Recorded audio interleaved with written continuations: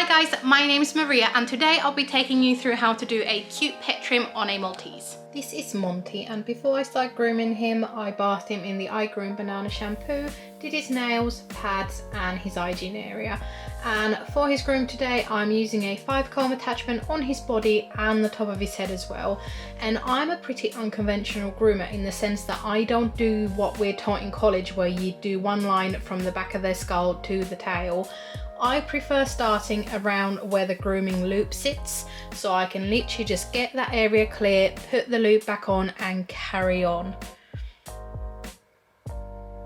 And a pro tip from a groomer to another: learn how to become ambidextrous. So that means using both your dominant and your non-dominant hand when you're clipping. It makes your life so much easier. It feels a bit weird at first, I'll admit, but once you get the hang of it, it is such a time saver. And what I'm doing with the top of the head here is I'm skimming over the ears a little bit. So that just means that my job is a little bit easier further on when I don't have quite as much to blend with scissors. And the same with his legs. He's having fluffy legs today, so I'm just skimming at the top of the leg, so it's just a little bit more blended when I go to scissor.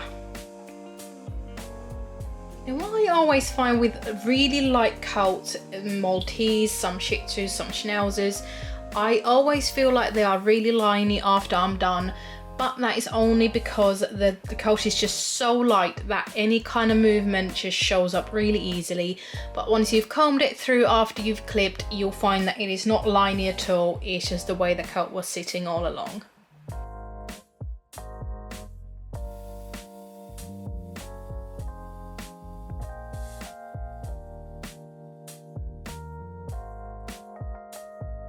And a really handy tip for getting underneath the front legs: just lift the leg up and then go from chest down, and you'll find that that way clipping the belly and around the front legs is so much easier.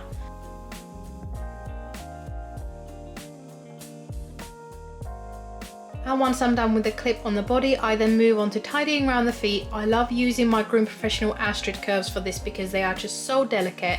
And all I do, I just comb all the hair forward and down, and anything that kind of hangs past the paw, I just tidy with my scissors. I don't do the front of the foot usually, I just do that little bit that goes just beneath the front nails there. That's always a little bit tricky to get with trimmers, and then I just repeat the process on the back. The reason I don't actually do the front of the foot at this stage is because I will then try and match it up, make it all nice and round when I go to trim around the foot once the foot is on the ground. So here you can see I'm just combing everything forward, and then I find where the nail sits and then just scissor just in front of that. So you just want to make sure that the nail is not visible after you're done trimming.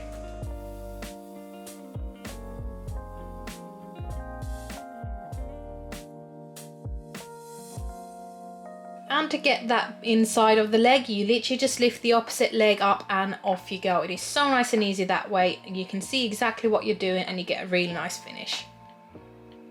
And then just rinse and repeat on the other side and on the back legs.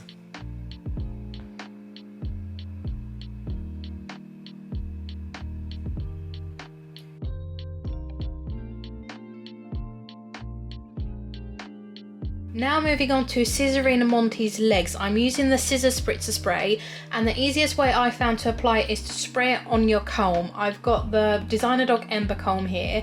If you spray the product directly onto the coat, you can make it a little bit too wet and then you end up having to dry it, and it's just not that easy to use.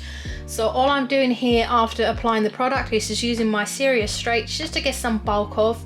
I'm not usually a straight scissor kind of groomer. I just reach for my chunkers all the time. The straights are literally just there to do the initial heavy work, and then I go in these guys. They are the Designer Dog Aureus chunkers. Absolutely adore these. I use them on pretty much every single dog I groom. There's some really wispy coated Yorkies and Schnauzers I can't use these scissors with, but pretty much every dog is. It just makes my life so much easier using these scissors. I don't know what it is about them. They are like halfway between a thinner and a straight scissor. They just take so much more off, but they leave a really nice finish on the coat. And all I'm doing is just taking the very ends off here. We are growing Monty's legs out at the minute. I had to clip them short a while back because it was a little bit matted. but we're getting there and they are looking really nice and fluffy now, so probably next time he comes in for a groom we'll take a bit more off. And I am a bit of a lazy groomer as well. If I've got scissors in my hands, I just prefer to use them as a comb to fluff the coat up and then go again. Obviously, if you've got your comb handy, just use that, but you can fluff the coat up with your scissors as well.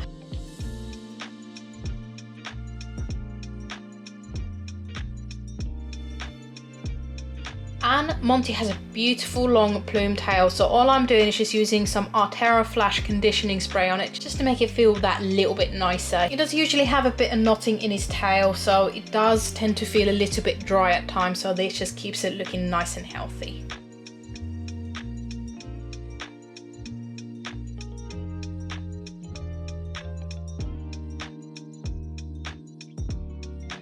Okay, and then moving on to Monty's face, I am using my Designer Dog Aureus thinners first, just to clear that little triangle underneath his eyes.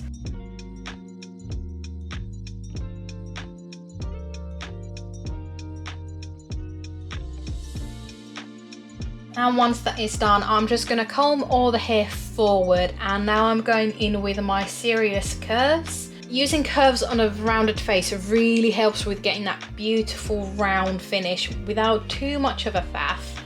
So I'm just getting my sort of a rough shape in. It doesn't have to look too perfect at this stage because I'm then going in with thinners after. And this is a trick I've learned quite recently. So any hair that you have that is right underneath the nose, comb that forwards, and then anything that sticks out past the lip line, you take it off with your curves. It leaves such a nice tidy finish, and then all I do afterwards is just use my thinners just to tidy up any scraggly bits and just to round the shape off.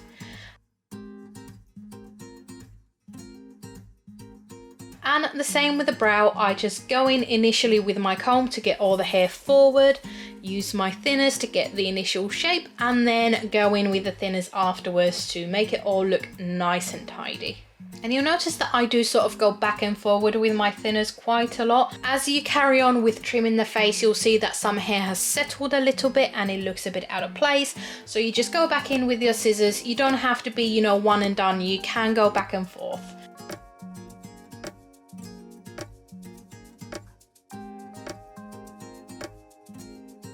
And I will always leave the chin until last because that is a bit of an anchor point. So if you have a bit of a fidgety dog, you have got something to hold on to. Obviously not too hard, you don't want to hurt the dog, but that just means that you have got a point to hold on to until you're ready to move on. And lastly, I'm just making sure that Monty's ears are all nice and even and trimmed. I'm not taking much off today. I do sometimes really bob them, make them really short, but today with the longer legs, they looked really nice as they are. And there you go guys, that is a very simple way of doing a Maltese trim. If you liked the video, do make sure to give it a thumbs up and remember to subscribe to the Christies channel to see more videos like this. Bye guys.